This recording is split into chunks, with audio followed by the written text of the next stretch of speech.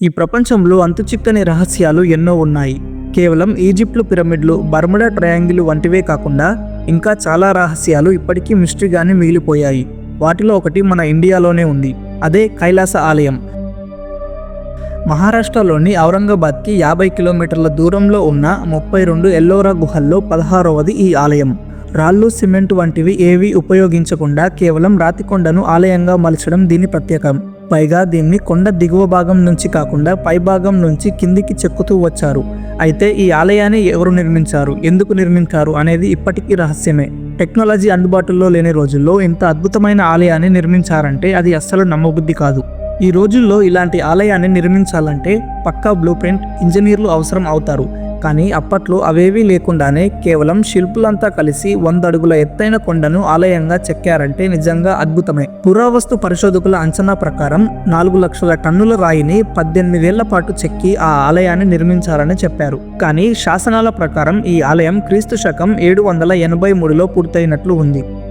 ఇందులోని విగ్రహాలను పరిశీలించగా దాదాపు 600వ సంవత్సరంలో నిర్మాణం ప్రారంభించినట్లు తెలుస్తోంది. అంటే దీని నిర్మాణానికి 150 ఏళ్లు పట్టినట్లు సమాచారం. ఈ ఆలయాన్ని నాశనం చేసేందుకు ఔరంగజేబు తన సైన్యాన్ని పంపాడని, వారంతా 3 ఏళ్లు కష్టపడి కేవలం 5% మాత్రమే నాశనం చేయగలిగారని చెబుతుంటారు. ఈ ఆలయానికి వస్తే ఆ ఆనవాళ్లు స్పష్టంగా కనిపిస్తాయి. 3 అంతస్తుల ఎత్తు ఉండే ఒక రాయిని తొలుస్తూ అంత భారీ నిర్మాణం చేపట్టారంటే చాలా అద్భుతం అనిపిస్తుంది. ఆలయ గోడలపై రామాయణం, భాగవతం, మహాభారతం గాథలను శిల్పాలుగా మలిచారు. ఆలయ ఆవరణాల్లో స్తంభం, దాని భాగంలోని సింహాలు, గ్రహాలు, శిల్పాలు ఆకట్టుకుంటాయి. ఇప్పటివరకు అంతా ఆ ఆలయ నిర్మాణమే పెద్ద మిస్టరీగా భావించారు. కానీ దీని కింద మరో మిస్టరీ దాగి ఉంది. అదే అండర్ గ్రౌండ్ సిటీ. దీని నిర్మాణాన్ని పరిశీలిస్తే దీన్ని నిర్మించడం మనుషుల వల్ల కాదని తెలుస్తుంది. ఆలయంలో చెక్కిన 2 అడుగుల సొరంగంలోకి మనిషి వెళ్లడం అసాధ్యం అనిపిస్తుంది. అలాగే ఆలయం దిగువన గుండ్రని రంధ్రాలు సైతం ఎంతో లోతుగా ఉన్నాయి. ఇవన్నీ పరిశీలిస్తే ఆ ఆలయం కింద ఓ అండర్ గ్రౌండ్ సిటీ ఉందని తెలుస్తుంది. ఈ చిన్నని గుహలో నుంచి కిందికి వెళ్లాలంటే అతి చిన్న మనుషులు లేదా పిల్లల వల్లే సాధ్యమవుతుంది. ఇందువల్ల ఎన్నో ఏళ్ల కిందట ఇక్కడికి ఏలియన్స్ కూడా వచ్చారు అని అనుకుంటారు.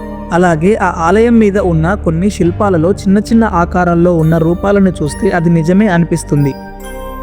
ఆలయంలో ఉన్న శివలింగంపై పోసే నీళ్లు ఎక్కడికి వెళ్తాయో తెలియదు. అవి ఆ కింద ఉన్న అండర్ గ్రౌండ్ సిటీలోకి వెళ్తాయనే సందేహాలున్నాయి. ఆలయం నేలకు ఉన్న రంధ్రాలు గాలి, వెలుతురు కోసం ఏర్పాట్లు చేసినవి కావచ్చని పుకార్లు చెప్తున్నారు. అయితే ఆ రంధ్రాలలో చిన్నారులు పడిపోయే ప్రమాదం ఉందనే ఉద్దేశంతో ప్రభుత్వం వాటిని మోయించి వేసింది. మనుషులు వెళ్లడానికి వీలు లేని ఆ గుహల్లోనికి డ్రోన్లు పంపించినట్లయితే మరిన్ని విషయాలు తెలుసుకోవచ్చు. అయితే ప్రభుత్వం ఇందుకు సిద్ధంగా లేదు. గత 40 ఏళ్ల నుంచి ఆ స్వరంగాలు మూసే ఉన్నాయి. దీంతో ఆ గుహల్లో విలువైన నిధులు ఉండవచ్చనే సందేహాలు వ్యక్తం అవుతున్నాయి. ఈ కైలాస ఆలయం గురించి మరాఠీ ఇతిహాసాలలో ఒక కథ ఉంది. స్థానిక రాజు తీవ్ర అనారోగ్యానికి గురవ్వడం వల్ల అతడి భార్య శివుణ్ణి ప్రార్థించింది. ఈ సందర్భంగా రాజు పూర్తిగా ఆరోగ్యవంతంగా కోలుకుంటే ఆలయాన్ని కట్టిస్తానని తెలిపింది. ఆ ఆలయం గోపురం చూసే వరకు తాను ఉపవాసం చేస్తానని మొక్కుకుంది. దీంతో ఆ రాజు కోలుకున్నాడు. రాణి మొక్కు తీర్చేందుకు అప్పటి శిల్పులు కొండను తొలిచి ఆలయ నిర్మాణం చేపట్టేందుకు ప్రయత్నించారు. ఈ విషయం తెలుసుకున్న ఓ శిల్పి అలా నిర్మాణం చేపడితే ఆలయ గోపురాన్ని చూసేందుకు 100 ఏళ్లు పడుతుందని చెప్పాడు. దీంతో ఆలయం ముందు నుంచి కాకుండా కొండ పైభాగం నుంచి చెక్కుకొని వచ్చారు. ముందుగా ఆలయ గోపురాన్ని చెక్కి రాణి ఉపవాస దీక్షను విరమించేలా చేశారు. అందుకే ఈ ఆలయానికి అంత ప్రత్యేకత వచ్చిందని ఒక కథలో పేర్కొన్నారు.